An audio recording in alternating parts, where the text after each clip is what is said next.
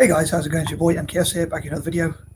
Um, if you can see, I don't know if you can tell in the thumbnail, my cat really didn't want to be in the picture. I don't think he likes it when I pick him up. So, but I thought I'd get him in the picture anyway. So I hope you enjoy his picture. I think he's quite a cute cat. So I wonder if you agree, any animal lovers, especially cat lovers out there.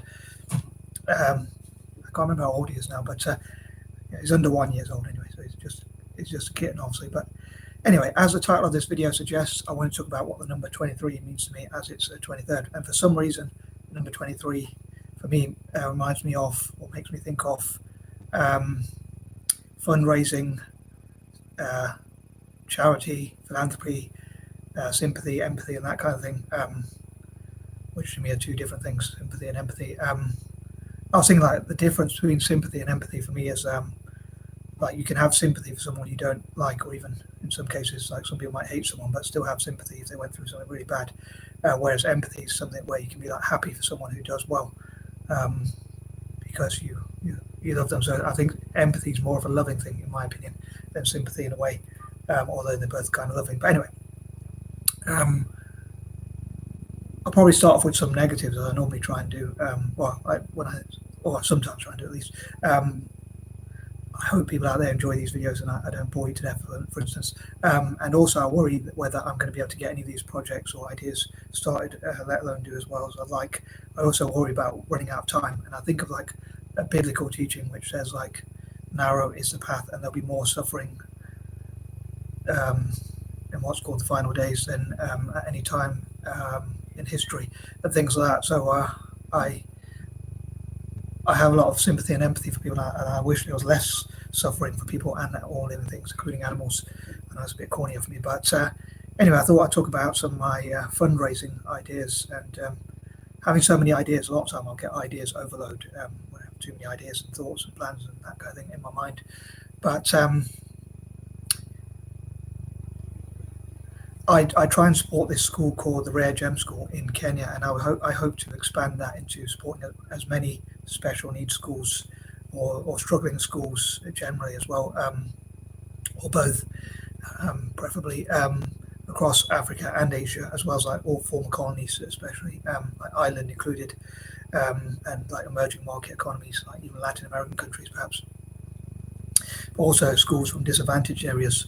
On that note, I saw some videos. I didn't actually watch the videos properly, but because my attention span's not that great.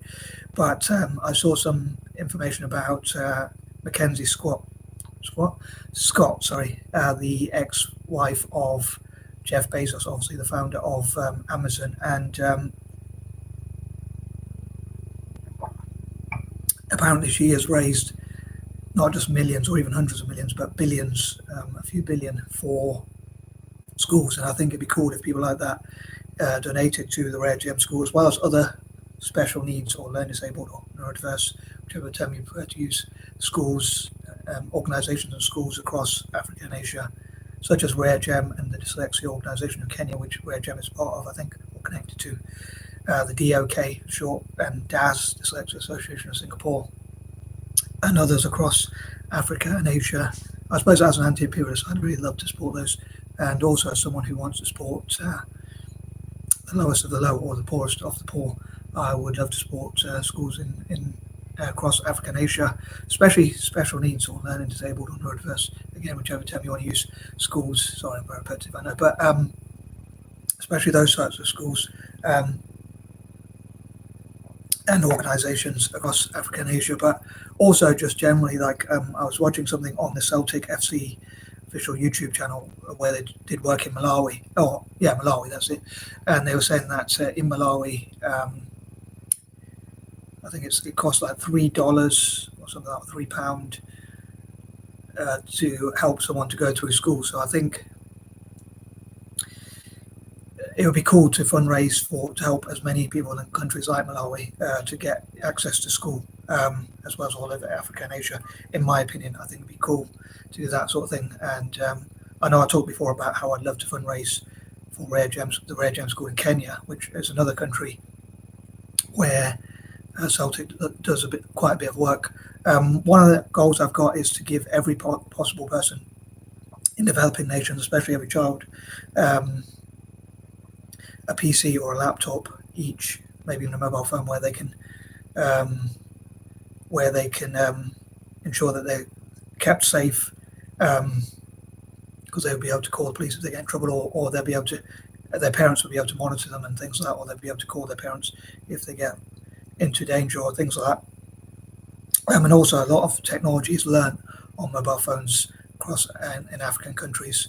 But I think it'd be cool if each student had like a PC or a laptop. And I know there's an organisation called one laptop per child. As far as I'm aware, it's still going. I'd love to work with them and ensure that every possible child, especially in developing nations, and in particular across Africa and also Aboriginal communities, as well as Torres Strait Pacific Islanders and Maoris, but especially Aboriginals who have a lot of challenges, could have access to that one laptop each, and for as many of them as possible. I'd love to help to fundraise for those sorts of things, and also, yeah, to make it as cheap as possible, if not free. I don't know why I said yeah, sorry. And especially, as I say, especially for Indigenous Africans and Australasians. And also possibly STEM generally, and even for people across Asia, especially more poorer places, because I think people might look at Asia and think their economies have developed or grown, but they still have a lot of poverty. Like India still has a lot of challenges. I think they have more poor people than sub-Saharan Africa. They have more poverty than that country or that area. Sorry. So I think it would still be good to help a lot of people in Asia as well. In spite of people might look at the figures and not see them in the full context. So they might only see part of the figures and not see that there's still a lot of problems and challenges in those nations, including across Asia as well. As I say, another thing is, like, I was thinking the giving pledge recently. I was thinking it'd be great if people who give to the giving pledge donated to special needs schools across Asia and Africa and help them to have playing fields, access to laptops, PCs or laptops or mobile phones, tech training, education, STEM, science, tech, engineering, and maths. For those who don't know what that acronym means. And also playing fields and gymnasiums where they can have like indoor and outdoor activities where they can play sports and have fun, but also learn lots of new things like the STEM, and even possibly learning about business and things like that. I think it'd be cool if that money from the Giving Pledge was targeted as such. I love the PIF, the Public Investment Fund from Saudi Arabia, and other sovereign wealth funds. As I talk about them supporting Italian football, I'd also love, from a less selfish point of view, for them to support these charities like special needs schools and that kind of thing. Which reminds me that I forgot to say at the beginning of my video, a more selfish sort of goal. I know I was going to talk about the negative stuff, but I forgot to say a more selfish goal I've got is to fundraise for Italian football as well. I'd say that's more of a selfish thing. I would love to fundraise for Italian football, Celtic FC, libertarianism, supporting people from former colonies, and tackling poverty and alleviating suffering and spreading peace, love, joy, hope, and happiness, and that kind of thing. The only one I'd class as selfish would be the Italian football thing, because Celtic, as I often say, was like born of poverty and oppression, and they went through quite a lot of things as an Irish diaspora, and it was set up as a charity, and it already has its own foundation and things like that. Whereas I know Italian football is not always the most ethical. Libertarianism, I mean, you could say that's for the rich, but I don't plan to get rich myself. I plan to give more money away and fundraise as much as I can, and supporting people from former colonies and tackling poverty. I don't see those as selfish either. So the only one I see as selfish is the Italian football thing, or soccer for any Americans out there, as I often say. Calcio, as they call it in Italy, footy, as I often like to call it. And I was going to say something, I lost my train of thought.